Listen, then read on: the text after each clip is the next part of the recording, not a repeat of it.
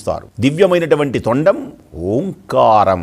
కరం భుజపాశ బీజాపూరం, కరం భుజపాశ బీజాపూరం, కలుష విదూరం భూతాకారం, హరాది గురుగుహతో అషితబింబం, హంసధ్వనిభూషితకేరంబం,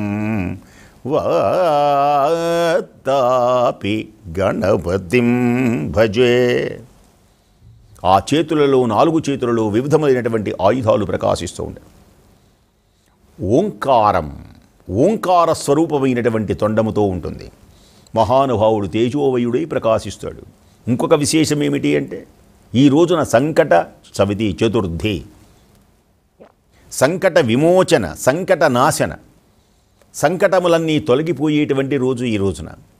కనుక కరాంబుజపాశ బీజాపూరం, కరుష విదూరం భూతాకారం, సమస్తమైనటువంటి ఈ భూతములు, పంచభూతములని యొక్క దివ్య ఆకారంలో ఆయన పెట్టుకొని బ్రహ్మాండములన్నీ తన పొట్టలో పెట్టుకున్నాడు.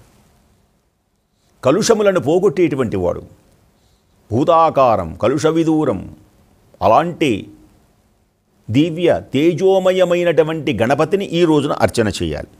అందుచేతనే 12 నామాలు, 12 నామాలు, 12 నామములు పఠించడం వల్ల విద్యావంతుడవుతాడు, ధనవంతుడవుతాడు, మోక్షకామి. జపేత్ గణపతి స్తోత్రం షడ్భిమాసై ఫలం లభేత్. 6 నెలలు చదవమన్నాడు. కనీసం 6 సార్లైనా, కనీసం ఒక్కసారైనా ఈ రోజునైనా చదవాలి. ఇలా గనక చదివినట్లయితే సంవత్సరం మొత్తం సిద్ధి కలుగుతుంది. సిద్ధి అంటే ఫలించడం. తన తపస్సుకు సిద్ధి అంటే ఈశ్వరుడు ప్రత్యక్షమవడమే. విద్యార్థికి సిద్ధి పొందడము అంటే 10th క్లాస్ బాగా సంవత్సరం అంతా చదివి పాస్ అవ్వడమే. వ్యాపారస్తునికి సిద్ధి కలిగింది అంటే వ్యాపారంలో లాభము రావడమే. ఏదైనా సరే సిద్ధి, బుద్ధి, ఈ 2 కలుగుతాయి. బుద్ధి అంటే నిర్ణయాత్మకమైనటువంటి శక్తిని బుద్ధి అంటారు.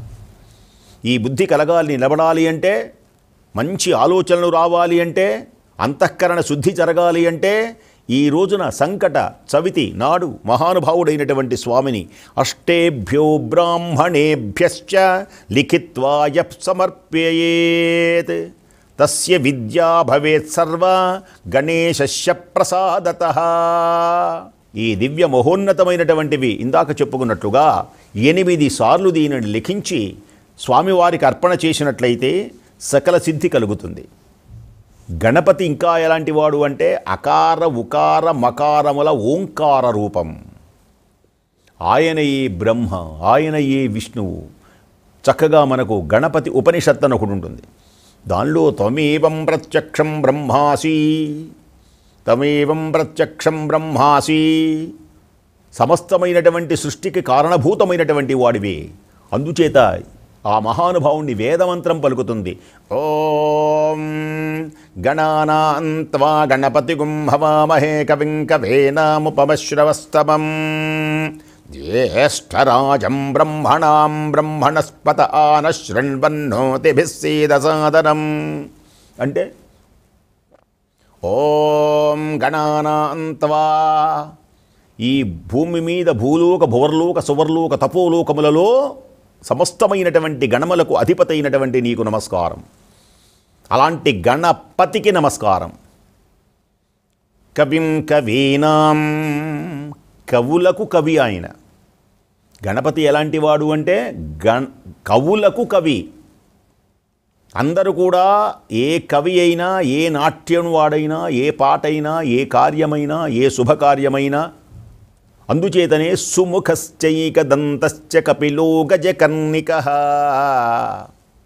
లంబోదరశ్చ వికటో విఘ్నరాజో గణాధిపః ధూమకేతుర్గణాధ్యక్షో ఫాలచంద్రో గజాననః వక్రతుండ శూర్పకర్ణో హేరంబస్కంధపూర్వజః షోడశైతాని నామాని యః పఠేత్ శృణుయాదపి విద్యారంభే వివాహే చ ప్రవేశే నిర్గమే తథా సంగ్రామే సర్వకార్యేషు విఘ్నస్తస్య న జాయతే.